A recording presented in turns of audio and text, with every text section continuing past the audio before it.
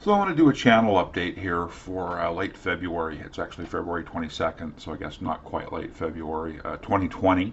I'm doing a little something new here. As you can see, I've added a webcam, and I'm down here in one of the corners of the video, so you get to see my pretty face.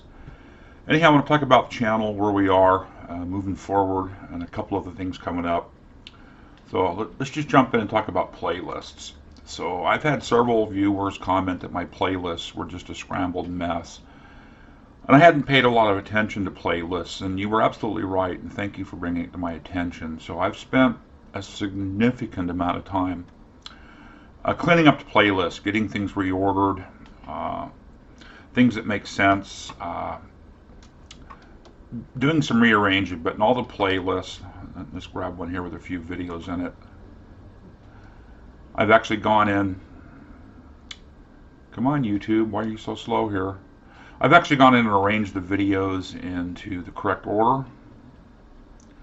Well, that's not encouraging, there it is. So in this case for the for the Altair 8800 S100 front panel replacement, I built one specifically for the front panel, and that's why the video numbers, it jumps to 15 down here, because there's a larger video, or a larger playlist, actually I've got him here, that has the complete set of videos for the 8800 reproduction, so I don't know, there's a ton of videos in here. These follow along in chronological order all the way up to the one I posted last night. I still need to get video. Well, let's fix this while we're sitting here. Let's move video 70 up to where it's supposed to be. There we go. No, we don't.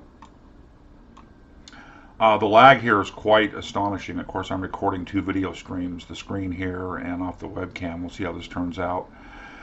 But I spent a lot of time getting these videos in the order that they were meant to be presented. A lot of time in, like I say, cleaning up playlists. Again, thank you for the feedback. Hopefully these playlists will become useful, and you guys can take a look at them and see if there's stuff there that's useful for you. A peek at the process behind the scenes is I use a spreadsheet to track all the videos. And so we've got, STB1, Shadowtron blog video 1, all the way through. And for the majority of these, I've captured, the YouTube URL, etc. But as you can see, this list just goes on and on and on. And I tend to jump in and out of projects. So you see this up the side here, where kind of the project category, Altair 8800 appears and goes away as I work on other things. And so just keeping this straight, it's actually been quite a bit of work. There's a lot that goes on behind the scenes to get the content, get it edited, get it uploaded, and to make some sense out of it. And there's a new tab, playlists, that kind of goes through the playlist videos are in. So you can see here, there was this, first category of all the Altair videos, and then I put together some subcategories here as well. And there's still more work to do here to get these better categorized. But I'd appreciate feedback. If these playlists are useful and make your viewing the channel and finding some of what you need easier, let me know, and I'll continue to put effort into these. If actually having access someplace to this list of videos would be useful, it's something I could also consider. Again, let me know. I want to talk a little bit about Vintage Computer Fest Pacific Northwest. It's coming up here March 21st and 22nd over that weekend. If you can, I encourage you to get out to it. If you like the content on the channel, especially the computer stuff, you're going to enjoy the VCF. It's at the Living Computer Museum in Seattle. It's a great museum.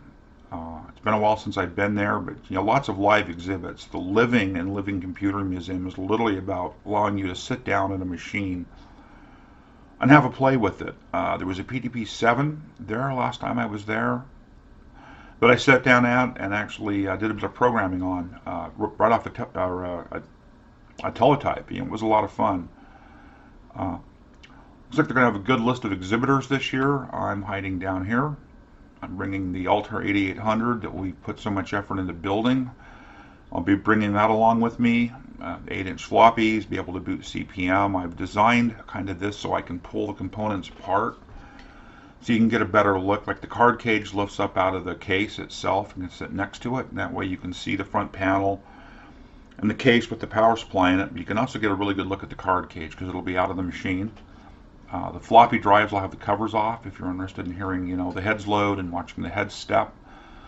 Those kinds of things. I plan to have along one or two kits from back in the day, unassembled kits for S100 cards, and we can kind of talk about that whole experience as it was back then if you want, about purchasing the machines as kits, assembling them, debugging, etc. Some really look like there's going to be some interesting videos here. Josh does incredible stuff. He's a great collector. He's part of a local computer group here. And I'm looking forward to this, 20 years of graphical workstations. That should be a lot of fun. I don't even know what this machine is. That's interesting. This should be really good, the PDP-8 repair and restoration. I mean, all these look like they'll be interesting. David Cooper, somebody else who's kind of in my circle, reading more through the Seattle Retro Computing Group.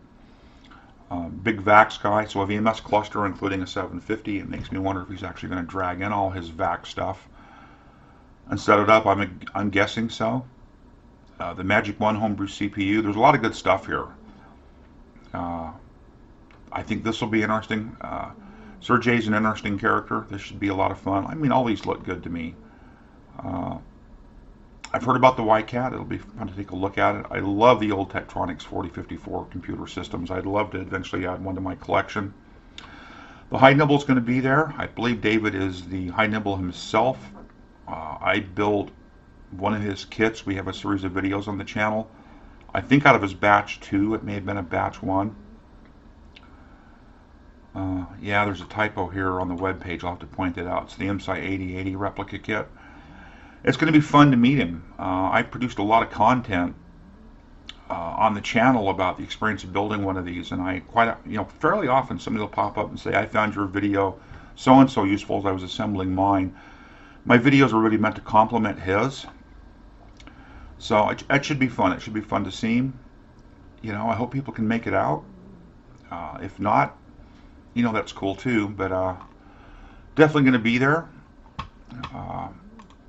I threw up a little survey over here some time ago. I've had 14 votes. Thank you to the 14 people who voted, and a few comments, and I'm actually surprised that the Design and Build Your Own Small Computer actually has, in this group of 14, some interest. And another long series on a build. I tell you, I'm beat after this Altair 8800 build. I'm sure I'll find another big project to do. It'd be nice to get some more comments from people on this, just to see what you think. Also, this is my first time on camera. I don't know if seeing my ugly mug here in the video is good or bad. I look forward to your feedback. Everything I have read about picking up and maintaining viewership does say some FaceTime helps. Actually seeing the person, i.e. me, in videos helps. Most of what you see are, of course, my hands from an overhead shot as I'm fumbling around in something. So, if you enjoy seeing me, let me know. Hopefully I'm not as shocking as some other YouTube channels I've looked at. You listen to somebody's voice for a year, and we all build kind of that mental model of what they look at, and then, of course, they never look the way you think their voice would make them look, and I'm sure I'm in exactly that same space. Up here, although you can't see it well, I have, boy, it's just hard to do. Wow, I'm really bad at this. Over here, up here, you might be able to see the blinking LEDs. I cannot do this. This way, there we go. There's a PIPD-8 there with LEDs blinking away. That's actually running the the video game, the Space Wars game that was written for the PDP-8. And down below is a Numatron clock that I don't think we've looked at on the channel. I've got a box full of Numatrons, and I want to build a few more clocks, and maybe we'll do that in the video as well. If you'd be interested in seeing more about, especially this clock stuff, I'll definitely do that for you. Let me know. I need to get back to that Nixie tube clock build we started so long ago and I've never finished. Anyhow, there's the channel update. I'm still here, still making videos. got a bunch of stuff edited and ready to upload. I'll be, over the next couple of weeks, releasing that content. Again, I want to thank everybody who's made it to the end of this video. I much appreciate the subscribers, the viewers who don't subscribe, everyone who provides comments and feedback. It's read, it's thought about, it's appreciated. Let me know what works for you. I'd like to grow the membership. It's a good thing. I'm very happy to be where I am. You can see it on the screen here with 1,078 subscribers. That's about 2.5 years to get to this point. I'm told it takes a while. I never see this channel being like the EEV blog with 1 million subscribers. That's just not my intent, and I'm not looking to make a living at this.